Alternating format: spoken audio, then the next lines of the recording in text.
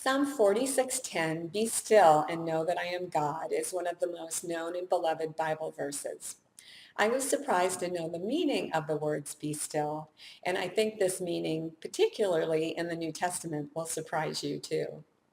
The words "be still" in the English dictionary can mean not moving and being quiet. From a biblical perspective, these two words take on much greater meaning.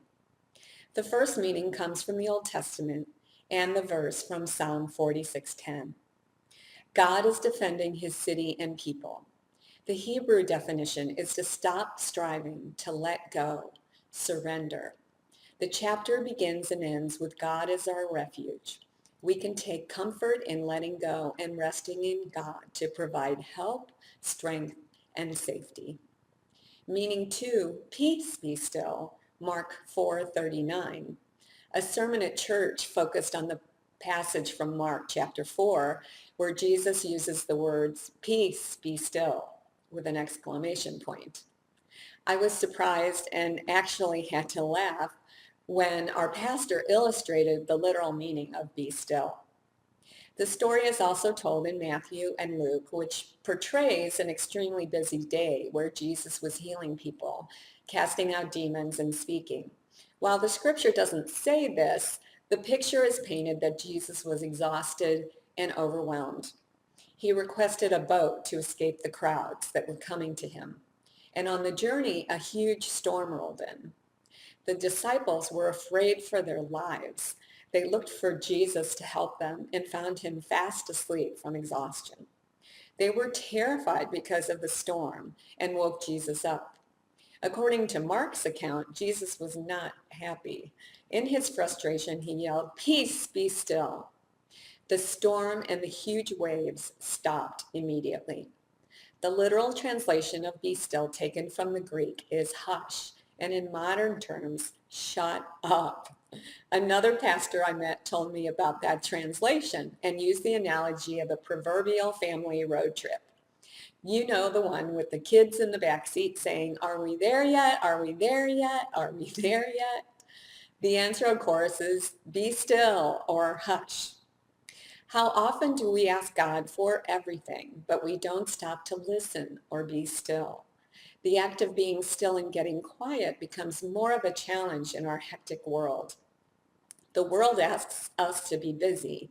God asks us to be still so that we can receive love, peace, and guidance. Along with this busyness comes the fearful and anxious thoughts we hold on to. It's been said that we have upwards of 50,000 thoughts a day, and those thoughts aren't always pretty. You know the ones: "I can't believe I messed up. I'm an idiot. I can't do it. It's too hard. I'm a failure. I'm a fraud. I'm too old. I'm too young." We must learn to tell our fearful, anxious thoughts to shut up, just as Jesus calmed the sea. Jesus immediately asked the question to his disciples: "Why are you so afraid? Why do you have so little faith?" Quieting the mind and shutting up the mind requires practice. And one powerful way to shut up those thoughts that don't serve us is by practicing meditation. For whatever reason, meditation has not been a mainstay of traditional Christian religious organizations. Prayer and Bible study are encouraged, as well as the occasional mention of contemplative prayer, but not so much meditation.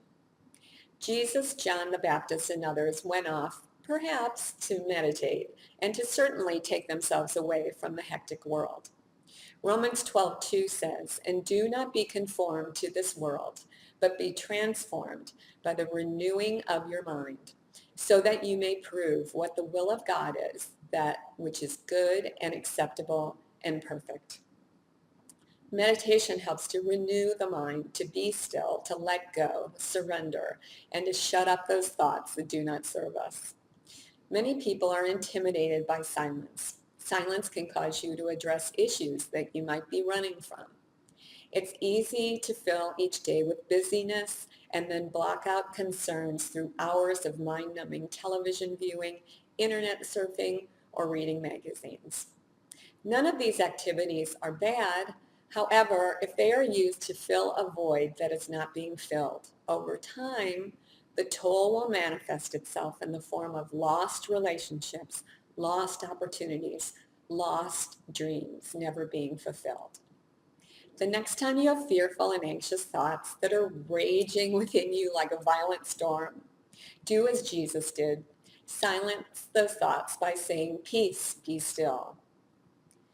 When you need strength and help, let go and rest in God, your refuge. Be still and know that I am God.